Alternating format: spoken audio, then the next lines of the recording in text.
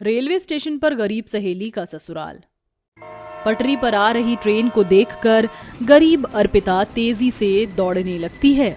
कुछ ही सेकंड में ट्रेन रुकने वाली है, मुझे किसी भी तरह रिजर्वेशन बोगी के पास पहुंचना है। तभी भागते भागते उस गरीब गर्भवती बहू की साड़ी स्टेशन के एक खंबे में अटक कर फट जाती है। तभी ट्रेन के अंदर से एलिना नाम की एक अमीर मॉडर्न लड़की उतरकर कूली को आवाज लगाती है, कूली कूली, लाइए मेम साहब, मैं आपका सामान रेलवे स्टेशन से बाहर तक छोड़ देती हूँ। एलिना अर्पिता के गरीब कपड़ों को घूरने लगती है। तुम ले चलोगी? मगर तुम प्रेग्नेंट हो, तुम ये सामान उठा भी पाओगी? हाँ मेम साहब, मैं उठा लूंगी। ये भार गरीबी और भूखमरी सहने से तो कम ही है। फिर वह गरीब बहू भारी सूटकेस को अपने सर पर उठाकर रेलवे स्टेशन के प्लेटफॉर्म से बाहर लेकर जाने लगती है। तभी भूख के मारे उसे बहुत तेज चक्कर आ जाता है, जिस वजह से सूटकेस उसके हाथों से छूटकर जमीन पर गिर जाता है। माफ कर दीजिएगा मेम साहब, पता नहीं सूटकेस कैसे गिर गया। यू इडियट, तू जानती भी है सूटकेस के अंदर कितना महंगा सामान है, इसलिए मैंने पहले ही तुझे कहा था कि ये कूली का काम तुझ जैसी गई गुजरी गरीब के बस की बात नहीं है। छोड़ मेरा सूटकेस, मैं कहती हूँ छोड़ दो। तो कौड़ी के गरीब भिखारी लोग पता नहीं कहाँ कहाँ से आ जाते हैं। ऐसा कहकर अमीर घमंडी एलिना गरीब अर्पिता को धक्का दे देती है। तभी वहां से गुजर रही एक दूसरी लड़की उसे संभाल लेती है। आप ठीक तो है ना? जी हाँ, मैं ठीक हूँ, माफ कीजिएगा। जैसे ही उन दोनों का आमना सामना होता है तभी वह चौंक जाती हैं। अर्पिता, तू? जानवी, शर्म नहीं आती तुम्हें एक औरत को ऐसी हालत में इस तरह से धक्का देते हुए? अगर अभी कुछ हो जाता तो हो जाता, व्हाटएवर। तुम तो अच्छे खासे घर से लगती हो, फिर क्यों इस तो कौड़ी की गरीब के लिए प्रधानमंत्री बन रही हो? एक तो इसने मेरा इतना नुकसान कर दिया। देखते ही देखते रेलवे स्टेशन पर लोगों की भीड़ लग जाती है, जिसके बाद अलीना वहां से जाना ही ठीक समझती है। मगर अर्पिता को बीच में बचाने आई जानवी का उससे क्या रिश्ता है? क्या वो महज वह रेलवे स्टेशन पर आई एक मुसाफिर थी जिसमें इंसानियत के लिए उसकी मदद की, या फिर उसका गरीब अर्पिता से कोई और गहरा रिश्ता है?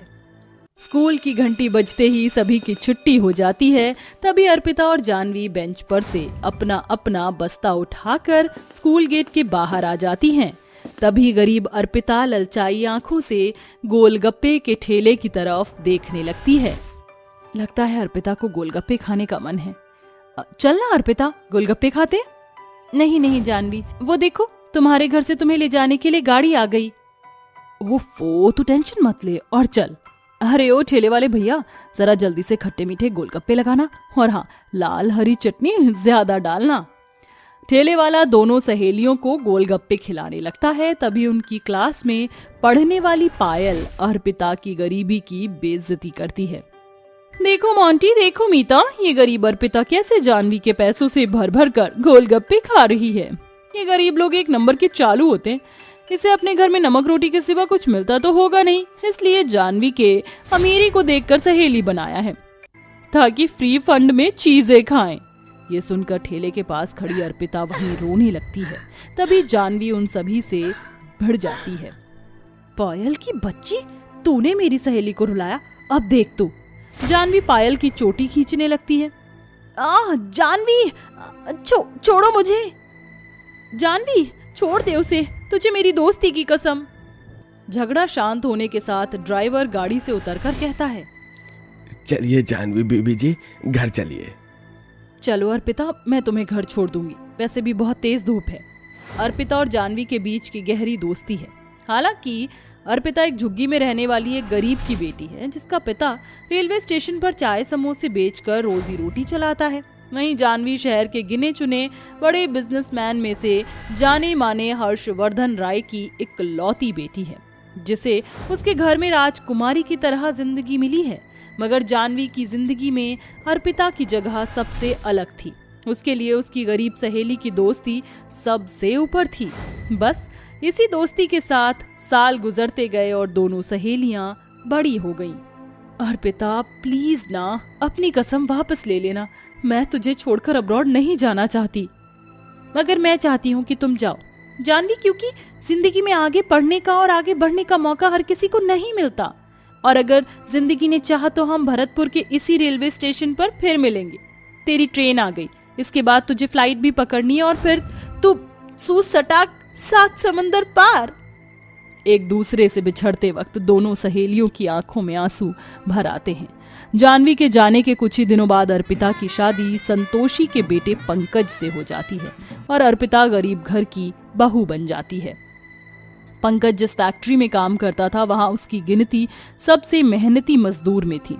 कुछ वक्त बाद अर्पिता गर्भवती हो जाती है। माँ जी, आप दादी बनने वाली हैं। खूब खुश रहो अर्पिता बहू, दूधो नहाओ पूतो फलो, इतने दिनों बाद हम गरीबों के घर में खुशी आने वाली है। कुछ ही दिनों में अर्पिता एक बेटे को जन्म देती है और उसका नाम निशु रखती है। इसी तरह से 5 से 7 साल बीत जाते हैं। निशु स्कूल जाने लगता है।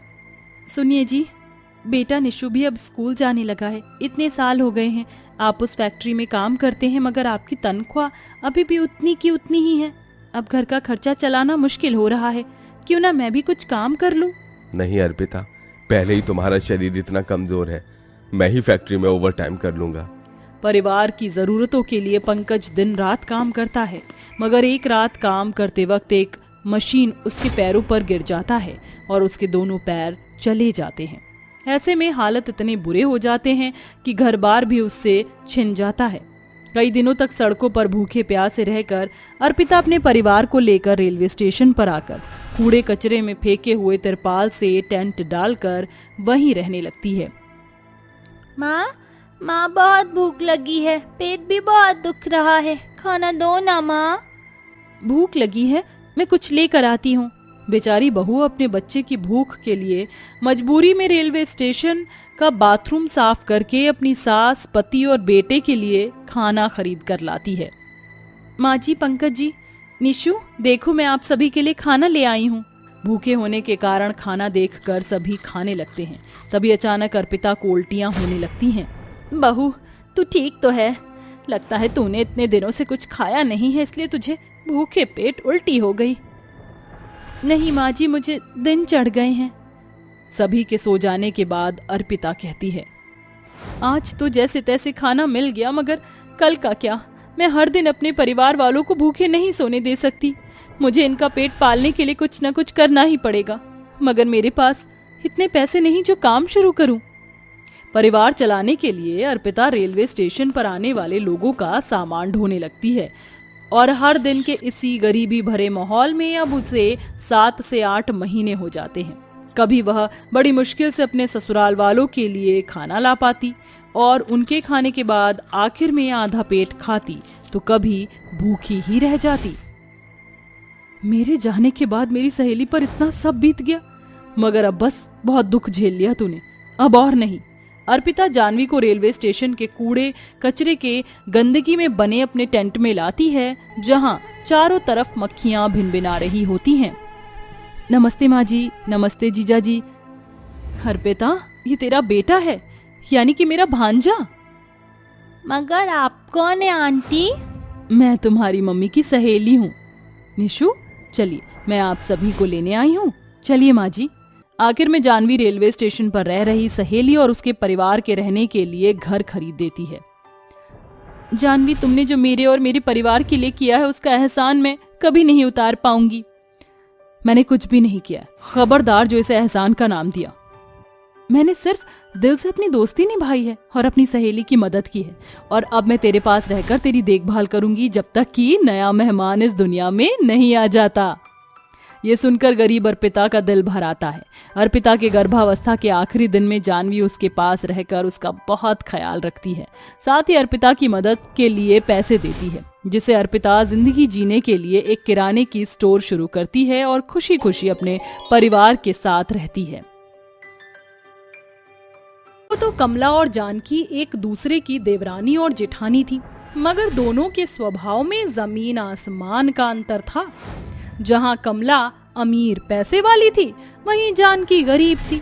इसी अमीर गरीब के फर्क ने एक ही घर के 2 हिस्से भी कर दिए, और जानकी अपने बेटे राजेश भगवान श्री कृष्ण की मूर्ति के साथ मिट्टी के आंगन में ही झोपड़ी डालकर रहने लगी। समय के साथ दोनों अपने बेटों की शादी करके बहू घर ले आती हैं। जानकी की तरह ही उसकी बहू रूपा गरीब घर से थी। हाँ रूपा बहू, हमारे इस गरीब खाने में तुम्हारा स्वागत है। माफ करना बहू, मगर ये फूस की मड़ई ही हम गरीबों के लिए सर की छत है। माँ जी, ये मड़ई अमीर ऊंचे घरों से कहीं ज्यादा अच्छी है, क्योंकि यहाँ खुशियाँ हैं। और वैसे भी महंगे संगमरमर के पत्थर और ईंटों से सिर्फ और सिर्फ मकान बनता है, घर तो परिवार से बनता है।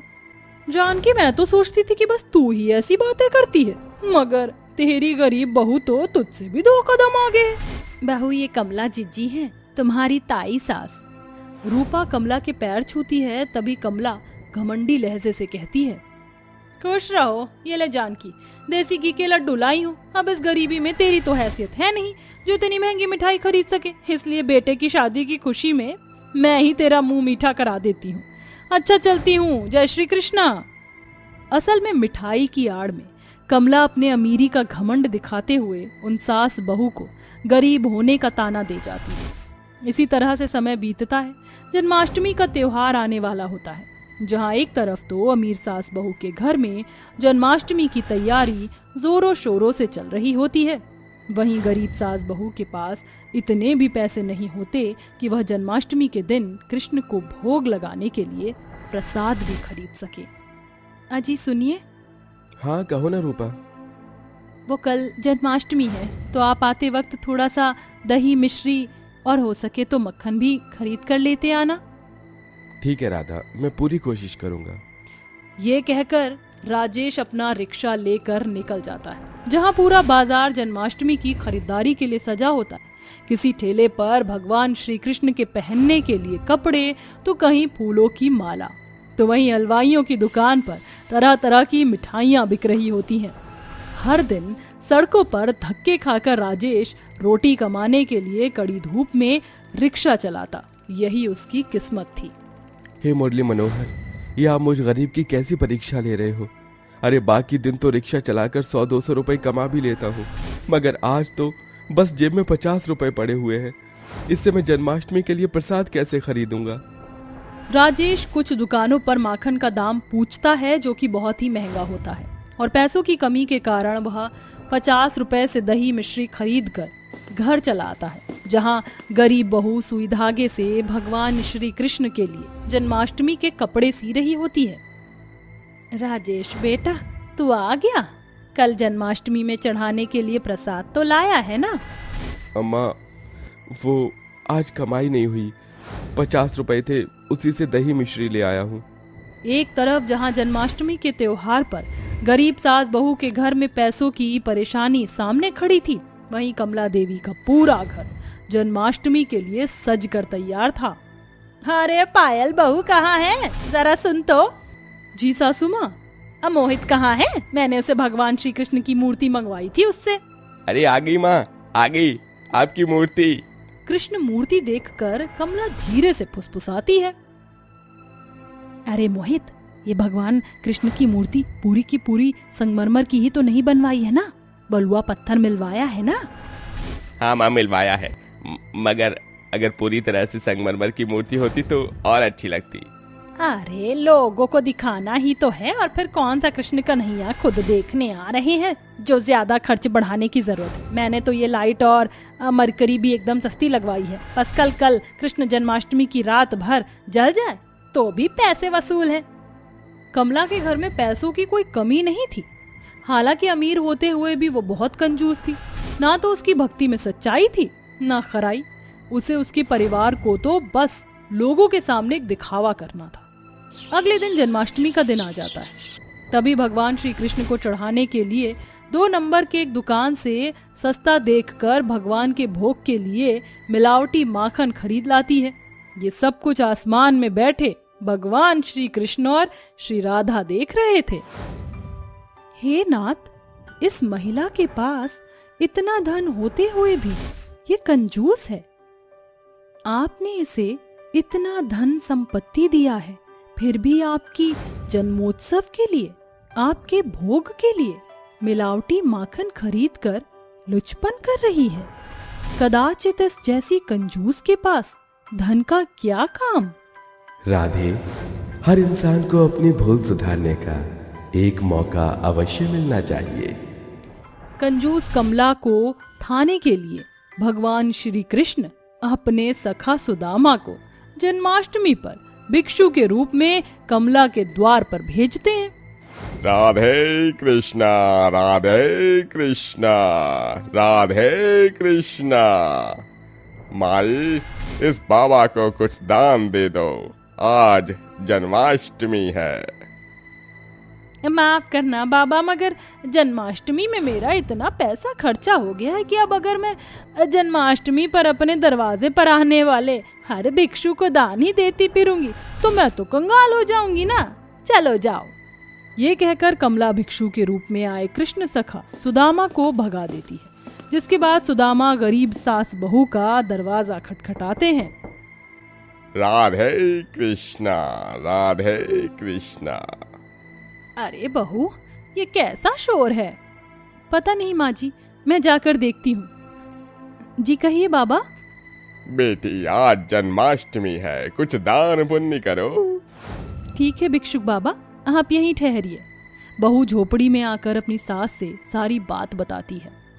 माँ जी, घर में बस थोड़ा सा आटा रखा हुआ है जो मैंने हलवा बनाने के लिए रखा था, ताकि जन्माष्टमी का व्रत खोल सके।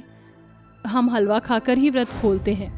बहू, आज जन्माष्टमी है और एक भिक्षु को अपने घर के दरवाजे से खाली हाथ लौटाना अच्छी बात नहीं है। ये आटा ले जाकर तू उन्हें दे दे। रूपा सारा आटा भिक्षु को दान में दे देती है। शाम को कमला देवी के घर में अमीर से अमीर लोग जन्माष्टमी के महोत्सव पर आते हैं, जहां पायल माखन की हांडी फोड़कर सभी को नकली माखन का प्रसाद देकर लौटा देती है। वहीं गरीब सास बहू भूखी प्यासी निर्जला व्रत रखकर भगवान श्री कृष्ण को पूरी निष्ठा और भक्ति से दही मिश्री से भोग लगाती हैं और उनकी पूजा अर्चना करती हैं और जानकी भराए मन से भगवान श्री कृष्ण की मिट्टी की मूर्ति को देखते हुए कहती है, हे कान्हा, अपने भक्तों की भोग को स्वीकार करो। हम गरीब सास बहू के पास दही चीनी के सिवा आपको भोग लगाने के लिए कुछ भी नहीं है। ये कहते हुए दोनों सास बहू की आंखों से आंसू बहने लगते हैं। वहीं दूसरी तरफ मोहित कहता है, माँ, आज तो जन्माष्टमी है, हमारे घर में इतना सारा प्रसाद है, थोड़ा प्रसाद जानकी चाची और उनके परिवार वालों को भी दे आते हैं ना। मोहित जी, ये प्रसाद क्या फ्री फंड में आ रहा है जो भिखारियों में बांट दें? बहू बिल्कुल ठीक कह रही है मोहित, हम उन्हें कुछ नहीं देंगे। कमला के शब्दों में दिखाई दे रही कपटपने को देखकर भगवान श्री कृष्ण उसके घर से जन्माष्टमी की रौनक को छीन लेते हैं। सारी मरकरी लाइट बंद हो जाती है। वहीं गरीब सास बहू की भक्ति से जन्माष्टमी के दिन उनका जलाया गया मिट्टी का दिया अभी भी उनकी झोपड़ी को रोशन कर रहा था। तभी राधा कहती है, हे नाथ, इन सास बहू ने गरीब होते हुए पूरी भक्ति के साथ आपकी जन्माष्टमी महोत्सव को मनाया है, मगर इनके पास खाने को कुछ भी नहीं। अगर जन्माष्टमी के पावन दिन पर आपकी ये भक्त भूखी सो गई तो भगवान और भक्त की भक्ति का अपमान होगा। कान्हा के रहते ऐसा नहीं होगा राधे। तभी अपने छल से भगवान श्री कृष्ण गरीब सास बहू के घर कुछ लोगों को खीर बांटते हुए दर्शाते हैं। दोनों सास बहू खीर का प्रसाद लेकर घर आ जाती हैं और वह उसे खाने वाली होती हैं। तभी भगवान श्री कृष्ण और राधा बाल रूप लिए धरती पर आकर कमला के घर में घुसने लगते हैं। अरे ओ गरीब बच्चे, अंदर कैसे घुसे आ रहे हो? मैया, बहुत भूख लगी है, थोड़ा कुछ खिला दो।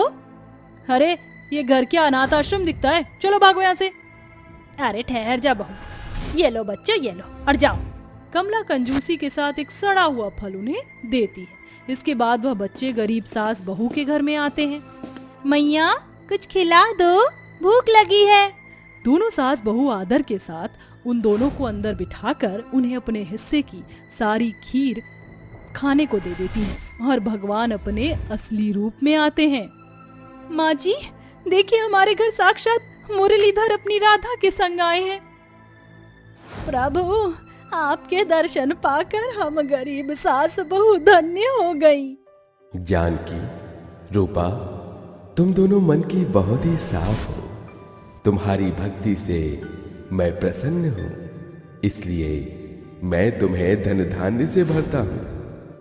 इस तरह गरीब सास बहू को जन्माष्टमी के पावन अवसर पर फल स्वरूप धन संपत्ति सब कुछ मिलता है। वहीं कंजूसी के चलते अमीर सास बहू से जन्माष्टमी के दिन उनसे धन संपत्ति जायदाद सब कुछ छिन जाता है।